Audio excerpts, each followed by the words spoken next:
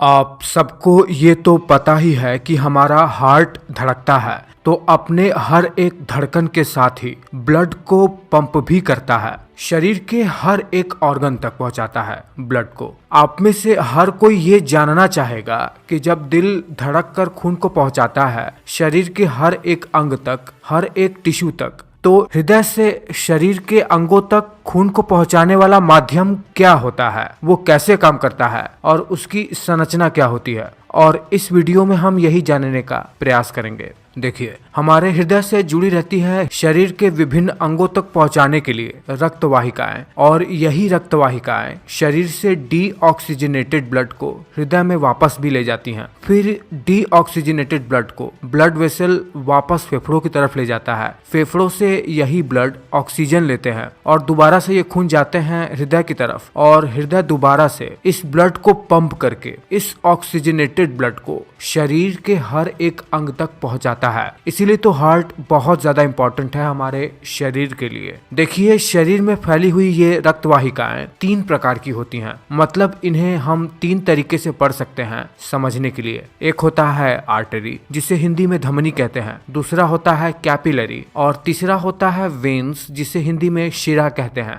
देखिए, सबसे पहले जान लेते हैं कि इस हार्ट से खून को शरीर के बाकी अंगों तक ले जाने वाले आर्टरी का विस्तार कैसे हुआ है। देखिए, हृदय से लगा हुआ ऊपर की ओर ये जो बड़ी सी पाइप आप देख रहे हैं, इसे कहते हैं आओर्टा। ये हमारे शरीर में ब्लड को पहुंचाने के लिए सबसे बड़ी रक्तवाहिका है। इसे आप हमारे शरीर का नेशनल हाईवे समझिए। ये सबसे मोटी रक्तवाहिका होती है, जो कि ऊपर की ओर लगभग 3 सेंटीमीटर तक डायामीटर में होती है, और नीचे आते आते एब्डोमेन में ये 1.8 सेंटीमीटर तक हो जाती है। देखिए, जब हृदय से ब्लड पंप होता है तो शुरुआत में ये बहुत ही हाई प्रेशर से आयोर्टा में आता है। इसीलिए जो आयोर्टा होता है, जो कि सबसे बड़ी आर्टरी होती है, उसकी दीवार कंपैरेटिवली ज्यादा मोटी होती है, जो ब्लड के तेजी से आ रहे प्रेशर को झेल सके। और जैसा कि आप देख पा रहे होंगे, इसी आयोर्टा से किडनी भी जुड़ा रहता है, और ये आयोर्टा से 2 आर्टरी निकल रही है, 2 पैर की तरफ और 2 हाथों की तरफ। और यही हाथों से जुड़ी हुई आर्टरी ब्रेन को चली जा रही है। आयोर्टा से जुड़ी हुई ब्रांच को आर्टरी कहते हैं, और यही आर्टरी फर्दर और ब्रांचेस में बढ़ते हुए आर्टेरियोल्स बन जाता है, जो कि पतली पतली होती हैं।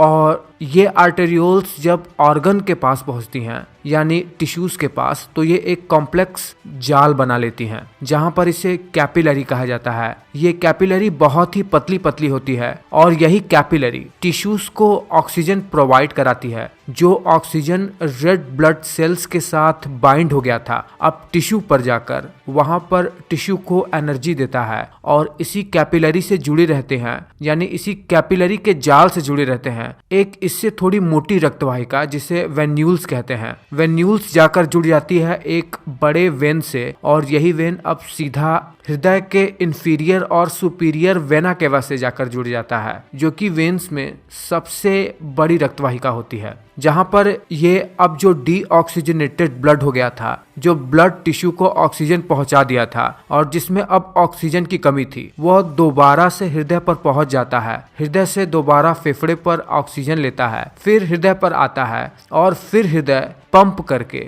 दोबारा से ऑक्सीजनेटेड ब्लड को शरीर तक पहुंचाता है। चलिए, आप इतना तो समझ गए होंगे। अब आपको थोड़ा इसके एनाटॉमी भी पढ़ा देते हैं। ये बता देते हैं कि इसकी संरचना होती कैसे है। देखिए, ब्लड वेसल्स मेनली 3 लेयर से मिलकर बनी हुई होती है। ब्लड वेसल की बाहरी लेयर को कहा जाता है ट्यूनिका एक्सटर्ना, जो कि कनेक्टिव टिश्यू और इलास्टिक टिश्यू से मिलकर बनी हुई होती है। इसके बीच वाले लेयर को ट्यूनिका मीडिया कहते हैं, जो कि स्मूथ मसल और इलास्टिक फाइबर से बना होता है। इसी की वजह से ब्लड वेसल्स डायलेट और कॉन्स्ट्रिक्ट होती हैं। और इसके सबसे अंदरूनी वाले लेयर को ट्यूनिका इंटीमा कहते हैं, जो कि एपिथेलियल सेल से मिलकर बनी हुई होती है। पर ध्यान रहे, कैपिलरी केवल एक लेयर से मिलकर बनी हुई होती है, जो कि ट्यूनिका इंटीमा होती है। एपिथेलियल सेल्स से मिलकर बनी हुई लेयर वही जो वेन्स होती हैं उसमें एक स्पेशल फीचर और जुड़ जाता है कि इनमें ब्लड वेसल्स के अंदरूनी वॉल पर कुछ वॉल्व्स होते हैं जो कि ब्लड के बैकवर्ड फ्लो को रोकने का काम करते हैं। इसी के वजह से ही वेन्स में ब्लड का फ्लो केवल एक ही डायरेक्शन में होता है,